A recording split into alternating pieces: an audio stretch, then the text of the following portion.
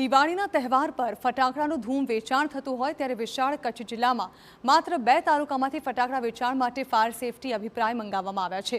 કચ્છ જિલ્લાના કુલ 10 તાલુકાઓ પૈકી માત્ર 2 તાલુકાઓ ભુજ અને અંજારમાં જ ફટાકડાના વેચાણ માટે ફાયર સેફટીના અભિપ્રાયો માંગવામાં આવ્યા છે। તો આ સિવાયના 8 તાલુકાઓમાં કોઈપણ પ્રકારની ફાયર મંજૂરી લેવામાં નથી આવી। ભુજ, અંજાર અને ગાંધીધામ સિવાયના વિસ્તારોમાં નિયમોને નેવે મૂકીને ફટાકડાનું બેફામ વેચાણ થઈ રહ્યું હોવાની આશંકા સેવાઈ રહી છે। ભુજ શહેરમાં 10 કાયમી ફટાકડા લાયસન્સ ધારકો માટે ફાયર સેફટીનો અભિપ્રાય મંગાવવામાં આવ્યો છે, જેમાંથી શરાફ બજારની 4 કાયમી ફટાકડા ધારકોને નેગેટિવ અભિપ્રાય આપવામાં આવ્યો છે। તો બીજી તરફ ભુજ અને અંજાર તાલુકામાંથી હંગામી ફટાકડા વેચાણ માટે 20થી વધુ અભિપ્રાય માંગવામાં આવ્યા છે, જેમાંથી ભુજની દાંડા બજારમાં આવેલા એક હંગામી ફટાકડા ધારકને નેગેટિવ અભિપ્રાય આપવામાં આવ્યો છે। ભુજ, અંજાર અને ગાંધીધામ સિવાય અન્ય તાલુકાઓમાં ફટાકડા વેચાણ માટે કોઈ ફાયર મંજૂરી નથી લેવામાં આવી।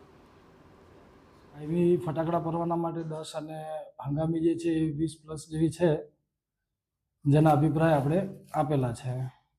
કચ્છ જિલ્લામાં કેટલા તાલુકાઓમાંથી અરજી આવી? અંજાર અને ભુજ। આપના લેવલે શું કામગીરી કરવામાં આવતી હોય છે?